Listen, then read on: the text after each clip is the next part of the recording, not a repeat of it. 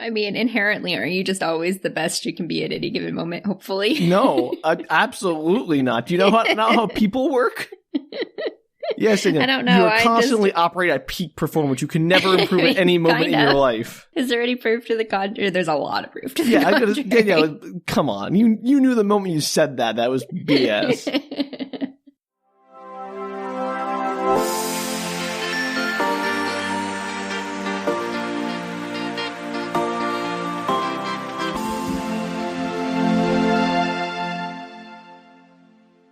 Hello, everybody, and welcome to Book Reshorts. The shorter episodes we do when we need a break. We do. We need a break. Like the whole world, we also need a break. Oh, man. It's been a long year. We're almost done with it. We're going to coast right into that new year, a little lazier than the rest of the year. It is, and I'm your host, Danielle. I'm Sam. I guess that's the thing we should have said. Again, Book Reshorts. Yes, but less professional. Somehow less professional. So Sam, this time we're throwing back to last year's Thanksgiving episode. All right. Yeah, American Thanksgiving, U.S. Thanksgiving. Right, the only one that matters. Oh no, come on, Canada and other Ethnocentrism. So our U.S. Thanksgiving episode where we talk about media that we're thankful for in quiz format. I don't know if it was a media, just like media concepts that we are thankful for. That's a better way to phrase it. Good job, Yes, Sam. it's our thankening. Our thankening. That's right. Thankening. Yeah, that made you laugh. Glad that still gets you, didn't it? I'd forgotten that's what we called it, and it's amazing. It's been a year, so I don't blame you. It's still funny. All right. Am I kicking the shindig off with a question, Sam, or are you? I know, Danielle, you were kind of to host this one, so I will defer to your judgment. Well, you start. Okay. That way they can hear your voice for a little bit. All right, fair enough. I welcome your input on this. Let's get this out of the way, so I have to think in the moment. We all know how good I am at this. Oh, yes. It's not like I did that down at all. So great at improv, everybody. Great at it. She is. So the first question I want to ask you is in regards to media and the pandemic. Because I think we've all been enjoying this past couple of years of altered landscape and staying home and less of everything, basically less going out, less movies, less interactions outside the homes. So I thought we'd try to find a little silver lining in that dark, dark cloud and find what media trend of the pandemic are you thankful for? Oh, goodness. Yeah. Get examples or anything? I will start. That's as is our custom. I will start with my choice. I thought it was I started and then you told me what you thought. I mean, either way, Danielle, it doesn't matter. I just thought of the last one. Maybe I did it and then you, like whoever said the question, let the other person answer and then gave their opinion, but maybe I'm mistaken. I mean, I don't remember. Danielle was a whole year ago. I can't remember the name of this podcast. I mean, I just listened to the episode and I don't remember. I will go first, Danielle, to give you an example. Okay, perfect. That seems fair. I think you're going to disagree heartily with this pandemic trend that I approve of. But as you know, I am not as enamored with movie theaters as you are. I enjoy them, but I have no great drive to attend them. So I actually do appreciate how many more movies are coming to streaming platforms more quickly these days. Because nothing like kicking back and watching a movie for the relatively inexpensive price of whatever your subscription already is to your streaming service of choice and having all the convenience of your home. Now, that's not to say that the movie theater experience isn't wonderful and great, but I do enjoy having the option, at least, to have the home viewing experience. How do you feel about them charging like $30 to watch something? Now, that's BS. That I don't. I mean, if they're going to release it on the platform for your initial subscription, fine. And I know that some streaming platforms that remain nameless choose to time gate those new releases away for X number of days behind a higher price, but they do come out for free, quote unquote, after that time. So I'm not all that bothered by it. I'm not the kind of person who needs to watch a movie the moment it comes out. I don't have that kind of FOMO of movie viewing. So I'm okay with waiting an extra month or something for the price to be reasonable. Yeah, that seems fair. I mean, I don't mind that. I love going to the movies. It's one of my favorite things in the whole world, is going to a movie theater. I know. But I know.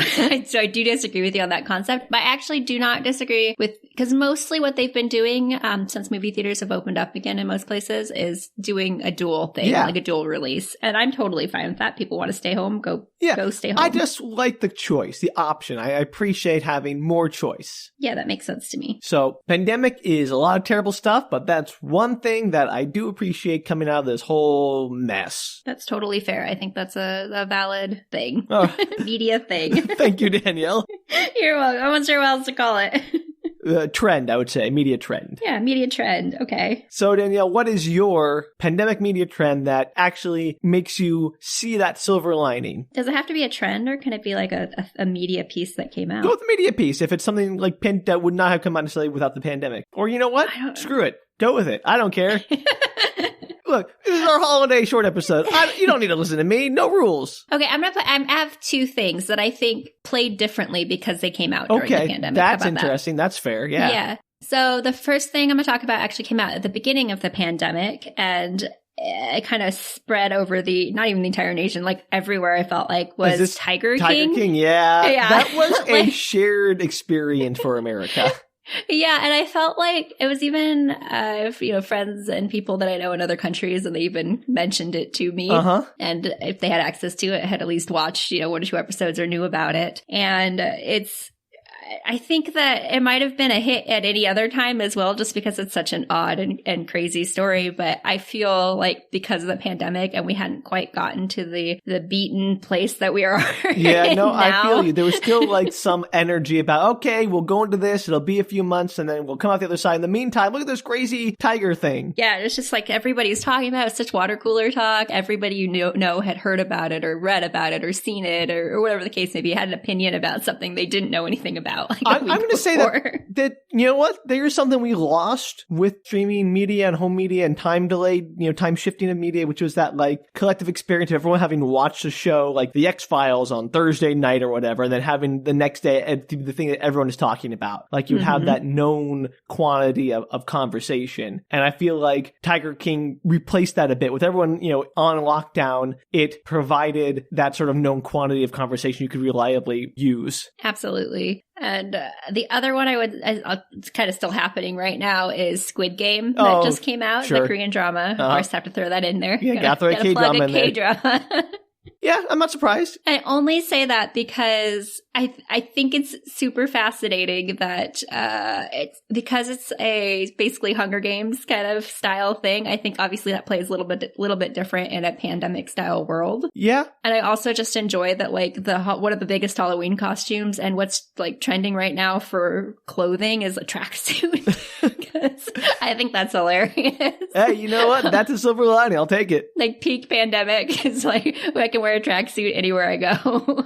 I'm not here to judge. I love that everybody was making the dolgada, the little cookies, the honeycomb to do. They're all over social media. It was such, again, like a shared experience where, yes, I have made them. Yeah, there you go.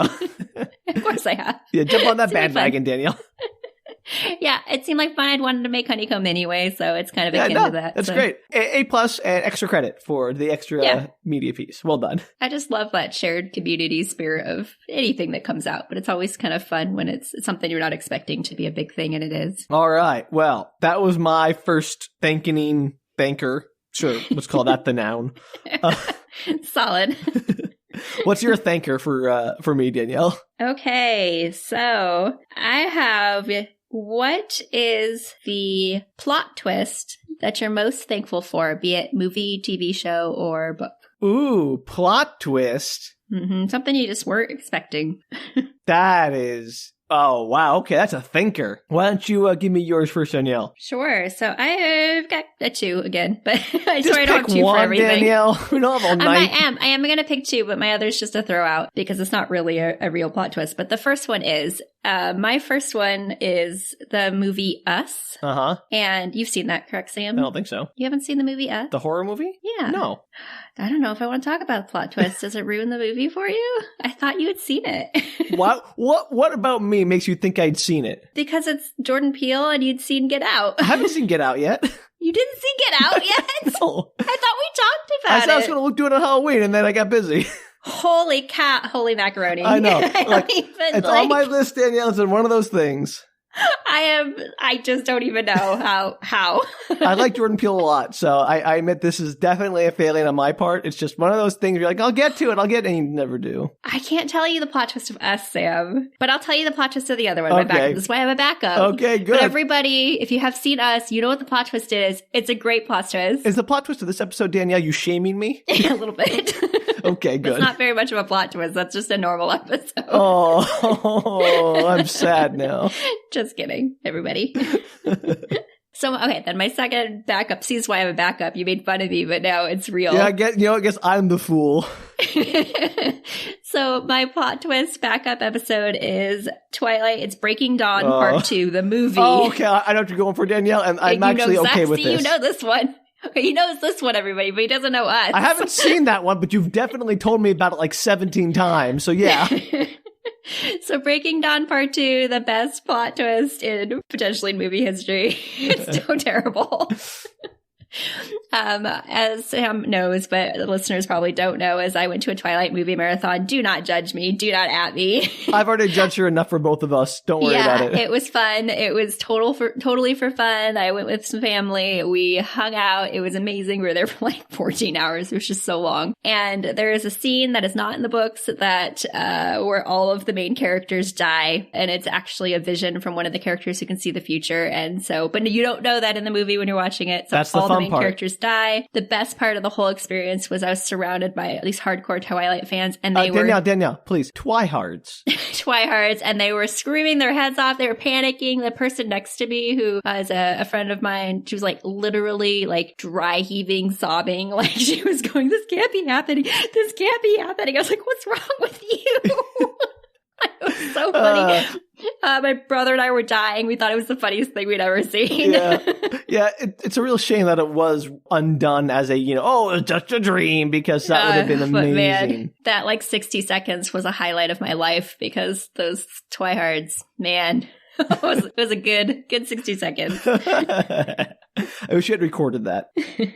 So it's up to you, Sam. What's your plot twist? Oh, boy. I don't know if this counts as a plot twist or not, because the whole movie seemed like a plot twist. Okay. Is it a Nicolas Cage movie? No, which would have been awesome. I was thinking more of the Super Mario Brothers movie. Oh, interesting. Because anyone who has any familiarity with the actual video game of Super Mario Brothers, and I saw that movie way after it came out. I was still young, but that came out way before, I was old enough to really watch it in a theater or anything. Mm-hmm. So I'd already seen many Mario games come by that point. And when I saw the movie, it was just complete bafflement the whole way through, because the entire movie is nothing like the game. It is, insofar as there's a character named Mario and Luigi, that is about as far as it goes to having any similarity. They're plumbers. Yeah. I can't recommend that movie enough as something that you will watch and be like, did I just have an out-of-body experience? Did that character just really call himself Mario as his first and last name? Because yes. That is his name, right? Yeah, do we have any proof to the contrary? No, actually, I believe it is now canon that is his name because of that movie. Oh, it's not good. So I don't know if that's like really a plot twist, but like it felt like a plot twist. I was expecting one thing for the plot, and I got something completely different, and I never quite recovered from the initial like, they're in Brooklyn. Okay, maybe this is like setting up the fantasy, reality deal, and then like, no, they're dinosaurs. Okay. And then there's just... I forgot about those.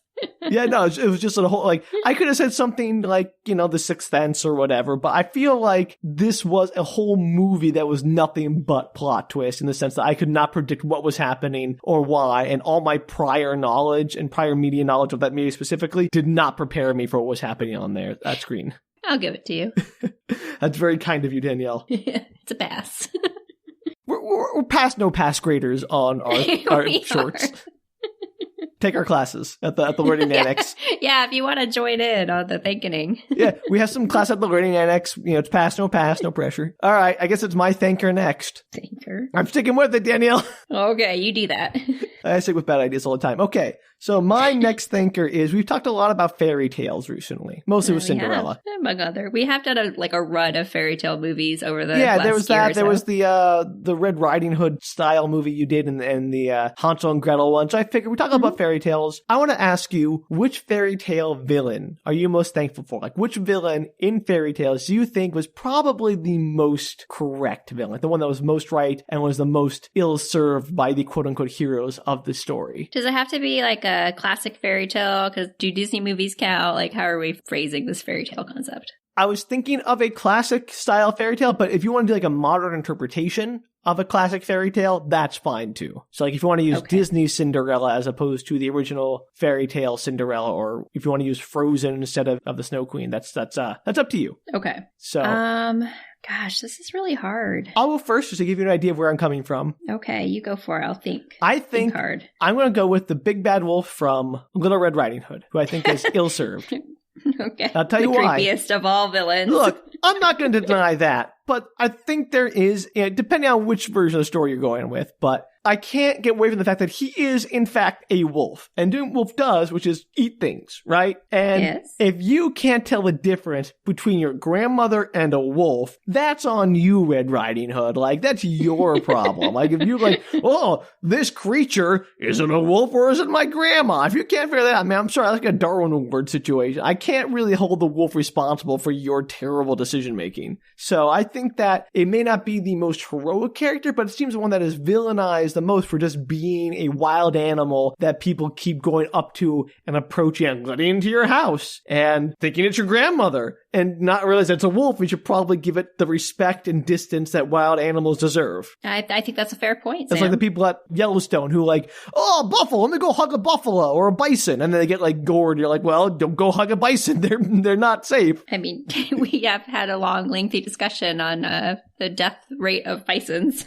Yes, I'm just saying, it happened in Yellowstone way more than it should because people being people will do that. And I think, like, no one thinks, oh, that's an evil bison for attacking that tourist or whatever. Like, no, that tourist should not have been going near that bison. So I think that Red Riding Hood was like, don't go near the wolf. That's all I'm saying. And wasn't she, like, even told at the very beginning, like, don't talk to strangers? So like part of the whole morality play.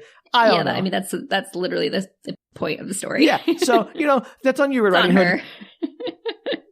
It's terrible. So is the question one that just wasn't like not as evil as it? I think the one that's like the most like the wolf I feel was maligned even though he didn't deserve it. Like it was the one that was villainized the most, even though it was not doing anything that was outside of a wolf's natural instinct. Okay. So I'm not going to say this is natural instinct or anything. I'm not going to go quite as far as you did with the wolf. I am going to say that this is all on the hero of the story, which is The Little Mermaid. Okay. Love this. Ursula. Ursula. Which version? The original? No, I'm gonna go with the Disney. Movie version, like the Disney version. Okay, cool. Only because it's an easy example of this. She doesn't turn to foam, so that helps. Yeah, she doesn't turn to foam. Happier ending.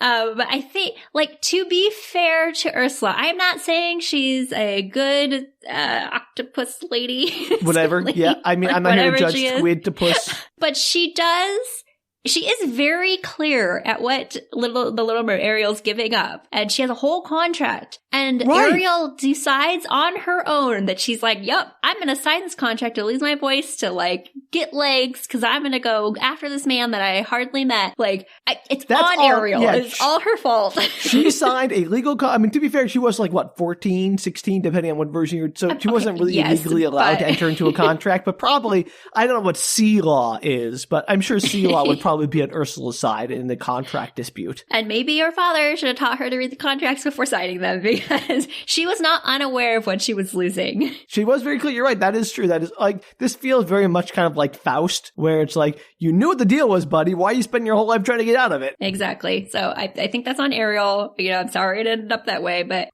she knew. She did. You know what? That's a fair point. Ursula gets a bad rep. She's just an honest business squid-to-puss trying her best to, work as a freelancer, and then all her clients keep breaking her contract. Every freelancer out there knows how annoying that can be. Exactly. She's just doing her job. That's right. Her business squid-to-puss. I don't remember what you said. I said she's a business squid-to-puss.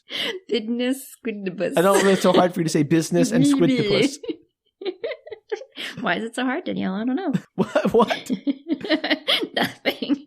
Yeah, that's what I'm going with, Ursula. Okay. Are you making fun of me again? No, I wasn't. Making fun of me and my inability to say the phrase. Business? Yeah, but you kind of said it with a D. I did have like a stutter in there, but way to attack people for their speech impediments. Business squid-to-puss. Business squid. It's not your business what I'm doing. I can't do S's, so I'd rather do business anyway. Fair enough. Why put an S in the middle of any word? All right, Danielle, hit me with another thanker. Okay, another thanker. Oh, gosh. why am I using it? It's catching on. This is kind of a throwback to last year's Thankening as well, but a little bit different, is the horror movie trope that you're most thankful for. Because I feel like rom-coms, horror movies, we talked more about rom-coms last year, but horror movies have like really specific tropes that they use. And I'm just curious which one you think is just the coolest. I've got an answer for this one immediately, but I'll still let you go first. Mine, I have several, as you know, but I will only go with one. Yeah, seriously. You're like... what's that lady in the Magic School Bus, Arnold's cousin, who has to be like the extra credit queen? You're just like, yeah. What's her name with the little braids and the green and the white? The curly hair. Cute. What? Who am I thinking of? I don't know. I'm thinking of the girl that Arnold likes. I was mixing them up. Arnold, I know. I know who you're talking about. I'm impressed you have a bead on Arnold's romantic interests. I watch a lot of Arnold. You talking about Hey Arnold? Yeah. I said the Magic School Bus. No, the Magic School Bus. No, I didn't go into the one that has, Arnold Arnold's cousin who comes along with them sometimes from different class. Yes. And she's like, yes. In my I still know what class, you're talking about. Yeah. Okay. Wow. We went two different directions. Sorry. You said Arnold. My brain went immediately to Hey Arnold. Hey, no, I said, Magic School Bus. You did say that now that I go back in my brain. No. Wow. Voice. This is a real window into our shared media experience to everyone listening to this. So let's just move on. And it's late night, as always. Look, I can't be held responsible for the clock, Danielle. Yeah, you can't. It's not your fault. All right. What do you got? Okay, so I'm gonna argue that this is a trope, but it's kind of an odd one, which is I really, really enjoy scenes in any movie, but it's really cool in horror movies where the music that's playing doesn't match the thing that's happening on screen. So you just love it when they're playing like happy music during a murder, kind of like in American Psycho or something? Yeah, like it's just, I like the contrast. It doesn't even have to be happy to something horrible. It could also be the reverse. It could just like the music kind of makes it even more dramatic, the thing that's on screen, because so often music plays such a pivotal role and often you don't even realize what's going on with the music or how much it's affecting you. Sure. But it's such an obvious thing when the music's like the counter to what's actually going on screen. And then they do that, I think, to great effect in quite a few horror movies, and I love that concept. Well, that's fair. I mean, a good juxtaposition of music and imagery is what makes a great movie. I know, but so many people kind of, throw the music under the rug. They don't think much about it during the movies. Tisk tisk. Here's Danielle, advocate for scores, because no one knows the names of any music scorers like Hans Zimmer. They do, but I don't think people think about it too much when they're watching the movies. Right. It's just, it's just part of the movie experience. I think a lot of people don't really realize what they're listening to. Fair enough. To be fair, I think that's kind of the goal of a good music score, is that it doesn't grab the attention, but merely complements and heightens the experience. Yeah, potentially. But it's kind of interesting when you hear something that does make you go, oh, what's going on with the music? And sometimes it's even better because you've realized what they're trying to do with that. Great. I can't really argue with that. What about you, Sam? I was going to say... You had one immediately. What was it? Teleportation. Monster teleportation. Serial killer teleportation. I just love it when they can teleport around a scene and just get places, because going back to our discussion during the I Still Know What You Did Last Summer episode, I just always imagine the monster running like, trying to jog to whatever it's trying to get to, like the alien or whatever, like skittering down the hall in a goofy like waddle, because it doesn't look like it's particularly stable, or like Jason running very quickly behind trees like, I gotta get to this tree. And that just makes me laugh, and I find that very fun. Yeah, if you want to hear Sam's in-depth analysis of what a serial killer is definitely doing during a slasher flick, feel free to listen to I Still Know What You Did Last Summer. Or no, I mean, heck, you just got a little mini rundown of it right now. Yeah. Because Sam really gets into the psyche of the killer. Look, there was really very little else going on in that movie. I had to do something. What is it? Ben Willis. How do you not remember the name of the serial killer in your own movie? No, it's because of the two names being the same stupid Will Benson name. And Ben Willis. Come on. They go together like chocolate and peanut butter. Yeah, obviously. All right, on to you, Sam. All right. Our final question, correct? Final thanker, yes. Yes, sorry, final thanker. Yes, you can thanker me later. Oh, no, that was bad. Actually, not thankful for that. Weirdly enough, I have a music question for you as well. Oh, okay. I was going to ask, just more generally, in the last year, what music thing, trend or element or score were you most thankful for? Gosh, that's really hard. I know. That's why I limited just the last year. What recent, I thought that particular piece of music in that media, or that, maybe it was a band piece of music, something like that, that you'd have thought really was excellent. Okay. I know. That's a broad one. So that's really hard.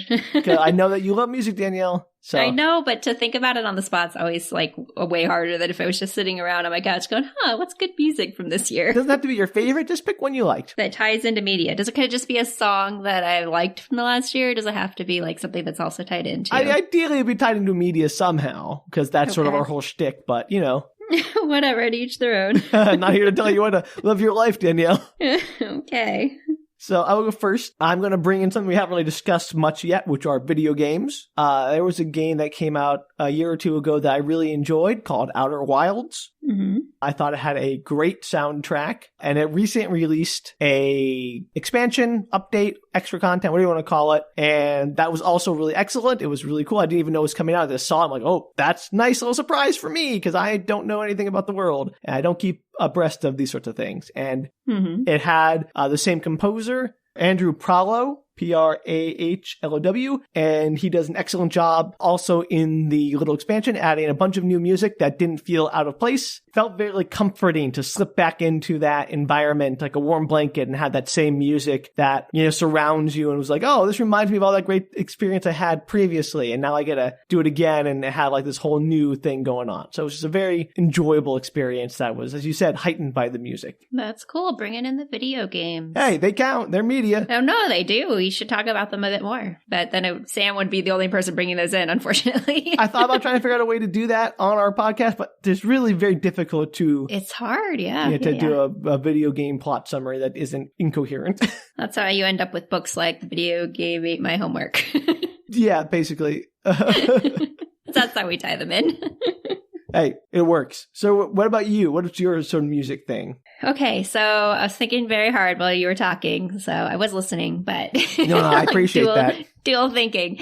And something that I discovered over the last year was a person. His real name is David Scott, but his stage name is called The Kiffness. The Kiffness. Kiffness. I like it. The Kiffness.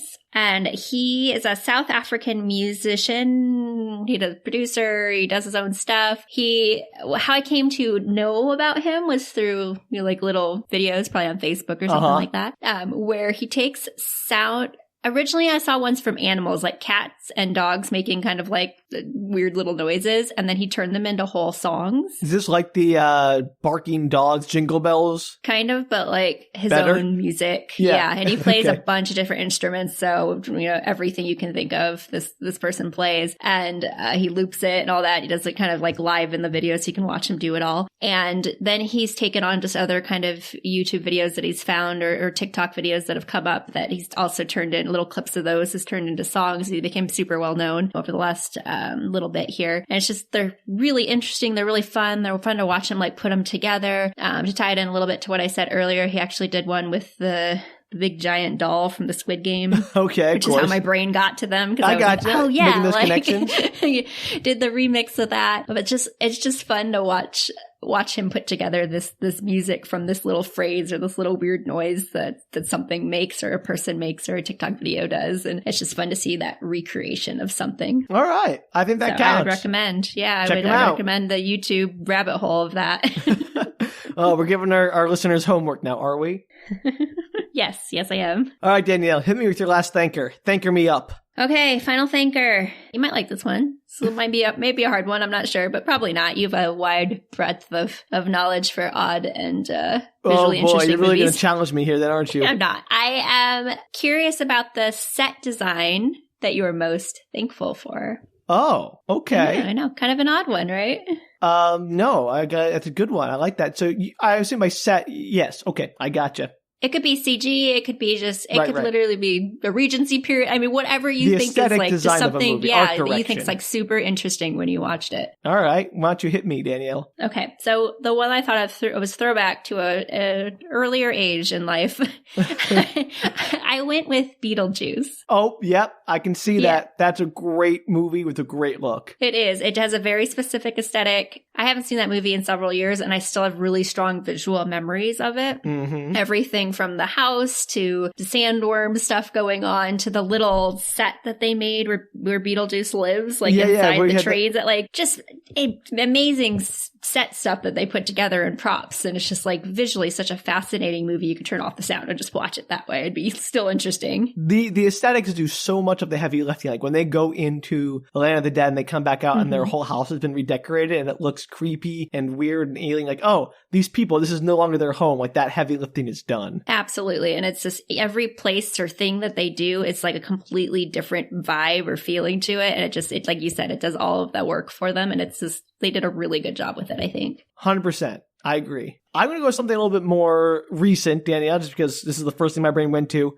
I've been watching the new Foundation TV show. Oh, yeah. You mentioned that. And, I read The Foundation, thought it was a fine book. Obviously, it has a lot of problems because of the era it was written in and the, misogyny and the lack of diversity in the book. And the TV show has done a lot to remedy that, which is great. But the TV show also just looks amazing. It has just an amazing aesthetic. It is lush, I would say is a good word for it. And there's just so much going on. There's so much interesting, like, light and color, and the CG is not like too over the top, so it looks all cheesy. I don't know. I just think it's it's just a very beautiful show. Like even without the plot, it's just fun to sort of sit there and watch the visual effects. What kind of settings is it? That's the thing. Like, it's got a lot of stuff. It's got this big city planet, Trantor, but mostly it focuses on the Imperial Palace on that planet, which is big and regal and has these murals of, like, moving, shifting pigments. That's interesting. And then you have the Foundation itself, which is out on this tiny little ice ball called Terminus, struggling frontier colony that kind of has, and all, like, the outfits and the people and the hairstyles and the clothing and all, like,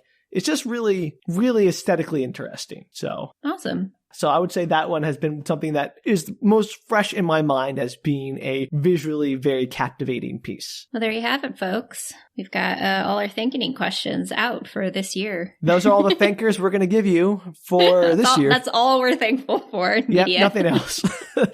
Everything else, screw it.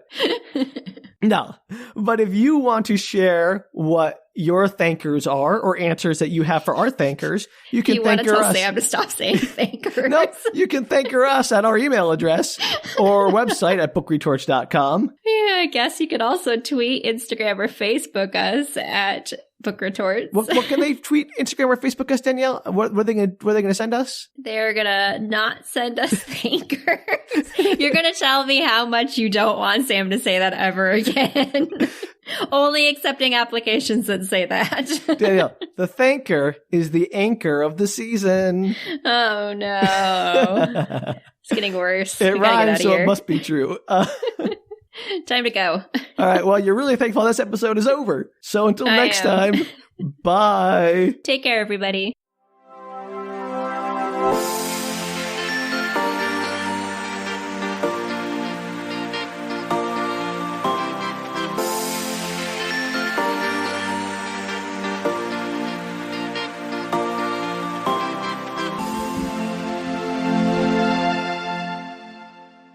All you should do is the day this episode drops, just post one tweet that's like the word thanker 12 times. No. You're like, what is that? Figure it out. And then a link to the episode. That's it. And all three of our Twitter users will be like, that actually listen to us, will be like, oh, that's hilarious. And all the rest will be like, what the heck? Well, maybe they'll be intrigued to listen, Danielle. It's called marketing. It's true.